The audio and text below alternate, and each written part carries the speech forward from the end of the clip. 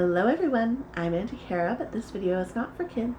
This is another edition of book reviews for grown-ups who love fairy tales. Today we are going to be talking about Little Thieves by Margaret Owen. I just finished this book and I have to say I loved it. 5 out of 5, 10 out of 10, definitely recommend. It is magical, it has great character development, it has wonderful world creation and myth involved, while still being very accessible and a very quick action-packed read that you won't want to put down. So this book follows Vanya, and Vanya has a very interesting story in that she is the 13th daughter of a 13th daughter, and therefore thought to be very unlucky. So when she is about 3 or 4 years old, her mother takes her into the wilderness to meet with Death and Fortune. And essentially, we're going to read a little section of that later, so I won't get into that too much. But she basically says, this child is unlucky. I've already got so many mouths to feed. I can't afford her bad luck. And surrenders her daughter to Death and Fortune to raise as their own. As such, Vanya's life is endued with magic. This world is a magical world, of course, but I do have to say I appreciated that in the story magic was not the main point of it all. Like it was kind of sprinkled throughout and ingrained within the world. But, you know, the quest for magic and power isn't really the motivating factor of the story at all. Instead, I would say the motivating factor of this story is freedom and happiness and eventually love. And magic just kind of goes along with the day-to-day workings of the world and the gods and everything that comes along with the story. There's some really great characters. Vanya herself goes on quite the journey from someone who has become very jaded from living a life of servitude and abuse and neglect and just kind of looking out for herself. Eventually along the way she becomes a thief, and a very good thief, and starts stealing from the nobility under the moniker of the penny thief. However, in her thieving, she steals something that was a gift from a wilderness god to one of the nobility families. And as such, she draws the attention of this god, who curses her to become her own greed. So while she is on a journey, 1, to escape persecution and detection, 2, to find some sense of vengeance and freedom in her life of servitude and all the wrongdoings that have happened to her at the hands of the nobility she serves, and 3, to figure out how to survive the curse. Because with the curse she starts kind of breaking out in gemstones, and she has 2 weeks to figure out how to break the curse that revolves around overcoming her greed and learning lessons about living life for other people and not just for herself. And if she doesn't, she'll just erupt into a pile of gemstones and diamonds and pearls and rubies and be lifeless.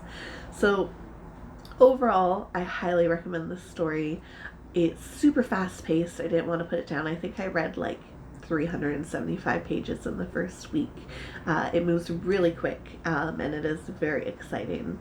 And I very much loved all the characters, and I loved the journey that she goes on, and I loved the mystery and the development and changing of the relationships. I found it, while it's a fantasy book, I found it very human. And it contained a lot of very wonderful lessons about what it means to be a good friend, a good partner, a positive part of community, and how to kind of live one's life for happiness in a way that isn't just solely focused on oneself. So I'm going to read you a couple sections so you can get a sense. The first one I'm going to read is kind of the opening of the book. And another thing I really love about this book is that it's put into sections, and each one starts with once upon a time, and it gives you a little bit more background to the story each time, and it just, you know, satisfies that little fairy tale loving part of my brain. Alright, let's dive in. Once upon a time, on the coldest night of midwinter, in the darkest heart of the forest, Death and Fortune came to a crossroads. They stood tall and unfathomable in the glass smooth snow, Death in her shroud of pyre smoke and shadows, and Fortune in her gown of gold and bones. More than that cannot be said, for no two souls see death and fortune the same way. Yet we all know when we meet them. On this night, a woman had come to do just that, meet them. Her dull carrot-colored curls twisted from under a woolen cap, her windburnt red face was as worn as the threadbare cloak around her shoulders. One hand clutched a dimming iron lantern, which smoldered just bright enough to catch the snowflakes flitting by the fireflies before they melted back into the dark. On her other hand was locked around the ragged mitt of a little girl beside her. "Please," the woman said, shivering in snow up to her shins. "We're stretched thin to feed the 12 other mouths already, and this one, she's ill luck. Wherever she goes, the milk spoils, the wool tangles, the grain spills. Whatever she touches falls to ruin." This little girl said nothing. "She's only—" Fortune tilted her head, and the wreath of coins about her brow shimmered and flipped, changing from copper to coal to silver to gold. 3, 10? Forgive me, I never know with you humans. 4, Death said in her soft, dark voice, for Death always knows. Fortune wrinkled her nose. Young, the proper age to be spilling grain and breaking things. "She's the 13th, the woman insisted, shoving the lantern higher as if to drive her point home like a stubborn cow. Weak firelight caught on Fortune's coin wreath, on the wispy hem of Death's hood. Like me, that makes her the 13th daughter of a 13th daughter, her luck's rotten to the core. You told your other children you'd take her into the woods to seek her fortune." The low god plucked a coin from her wreath and let it dance about her fingers, flashing copper and silver, gold and black. "In truth, you were seeking me," Death finished in her dark velvet voice, and the woman's features crumpled with the shame. "Yet here you have us both. You have come far through the dark and through the frost to ask our favor. Asking a blessing of the Lady of Luck, risky. No way to know what that would be." Fortune's face slipped between cruelty and sympathy as her coin slipped through quick fingers, flashing day and night, red and white. Death, on the other hand, did not stir. "You know my gifts, and so you know, though, that there is plenty I can take, little I can give. But I will tell you, only one of you will go home." The woman drew a sharp breath. Fortune smiled, and her coin flashed like the sun and the snow, like shadow and like blood. "You sought death in the woods. Did you think the way back would be easy?"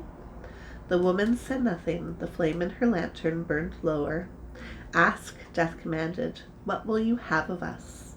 The lantern shook in the woman's hand. Her knuckles cracked with the callous and cold. "I want what's best for everyone." "Choose," Death commanded again. "Which of you will return?" The woman let go of her daughter.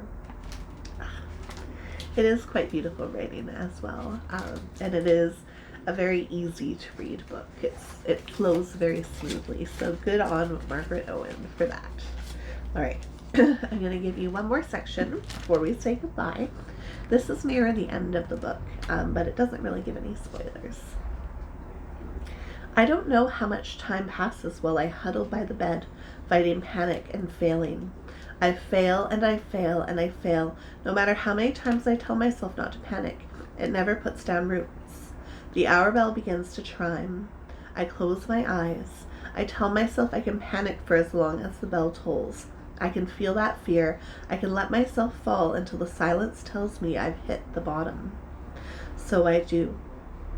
For 11 more droning rings, I let myself be terrified, angry, selfish. I let it course through me like a poison, breathe in everything ugly and little and quivering. I am dying. I am not enough. I am a broken girl in a world that wants me in smaller pieces still. I let this malignant terror find my edges, spill over." It's so rich and beautiful, and the sense of self-discovery in this book is very strong, and the way it all comes together warms the heart. So I won't give you any more than that because I don't want to ruin any surprises and give any spoilers, but I hope you read this book. If you have read it, please comment below and let me know what you think, if you loved it as much as I, or maybe you didn't. I don't know. If you plan to read this book, please check back. I would love to hear what you think. Don't forget to give this video a thumbs up and subscribe to see more, and I'll see you guys next time. Ta-ta for now.